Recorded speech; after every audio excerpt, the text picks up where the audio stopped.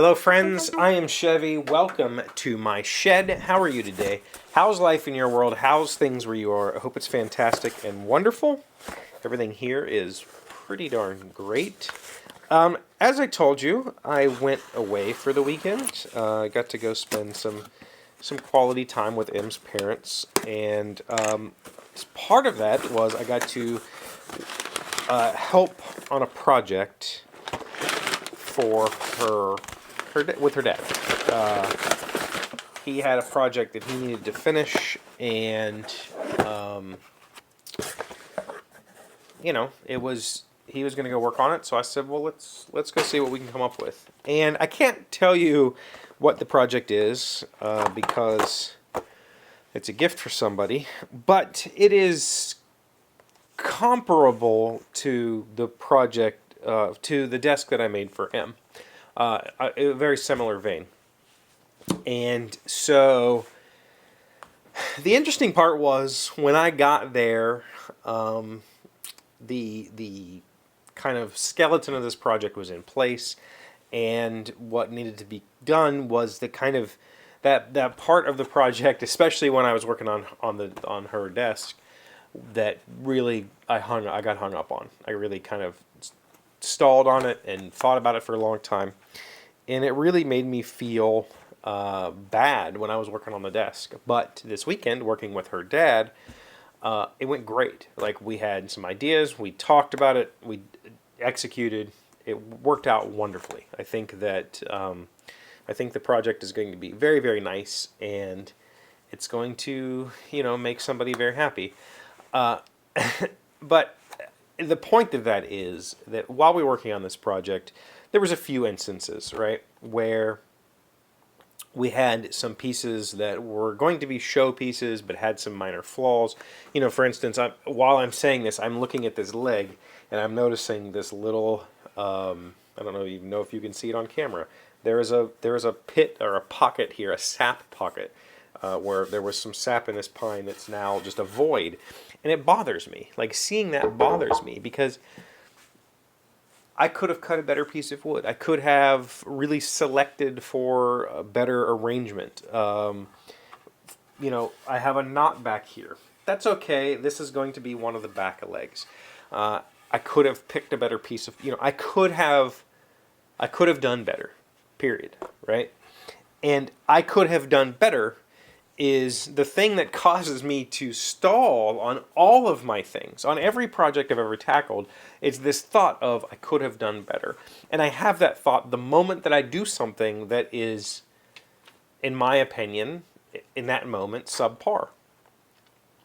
And those are the things that cause me to get hung up and stall and never finish something. Because instead of saying, I could have done better, and next time I will, I say, I could have done better, let me stop and do better now. And the problem with that is nothing would ever get done with that mentality, right? If I told myself every single time I made a failure, oh, let's abandon this and start fresh, or let's cut out this bad section and start over on that, I'll never get to the finish line, right? Because I understand that as a human, I'm flawed, and the things that I create are going to be flawed in very specific ways sometimes, and in other times, they're going to be in ways that nobody else would notice or nobody else would even recognize as a flaw. And that's okay. The difference is being able to just power through it. Now, on this desk, it's not a desk, it's a side table that I'm building for my child. There are flaws, and I've fixed them. This stretcher, thankfully, this is the back of the stretcher. There's a knot hole. It's the back. And from your point of view, there's 2 holes in this stretcher. But in reality, I screwed up and drilled extra holes. So there's actually 2 plugs in this that will maybe be visible if somebody pays attention. And that's the kind of thing that I look at and go, I could have done better. Why didn't I do better? I don't know. I got in a rush or something. For some reason, that didn't work out, and I just said screw it. The table bottom, I cut the best piece of wood I had for that, and it was flawed, and I could have scrapped it and started over. I was going to. Part of me said just power through it. It'll be okay.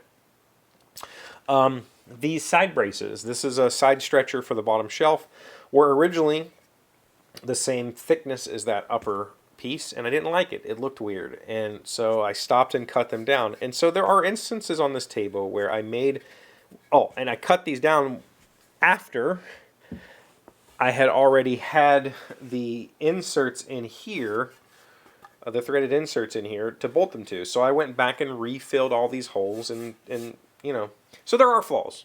But the difference is this is just a small little side table for my child, and she has specifically told me that she doesn't care if it has flaws because I made it for her, and that's what's going to make it special.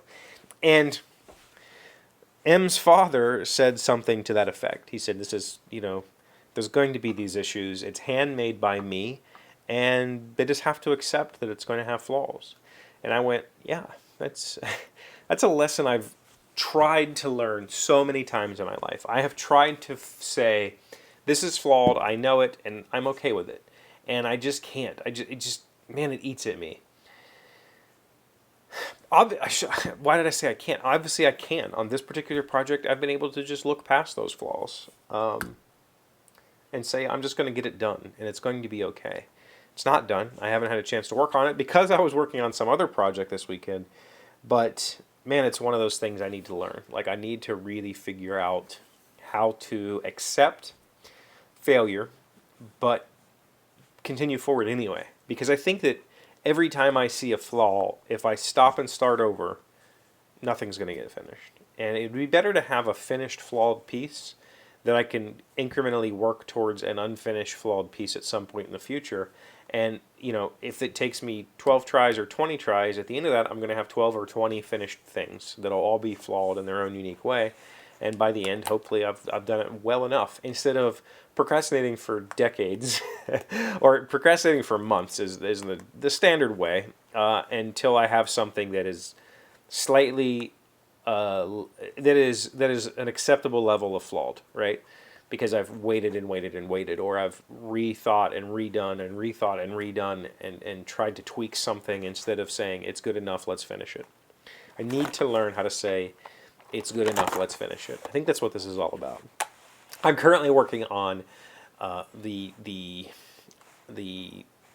writing project that I talked about a few weeks ago, and I really want to tell you about it, but I feel like if I do, I'm going to lose some steam, and I've actually been doing a decent amount on it. So there's a good bit of headway, and now I just need to go back and revise. But I think it's going to be something that I can say, this is not what I wanted to create, but this is its own unique thing that stands on its own, and hopefully it'll be interesting to somebody. And I think that's the approach I need to take. Like, this isn't the side table I set out to create, but this is the side table that got finished, right? This is the side table that's in use and that is cherished by my child. That's the thing I need to learn how to say.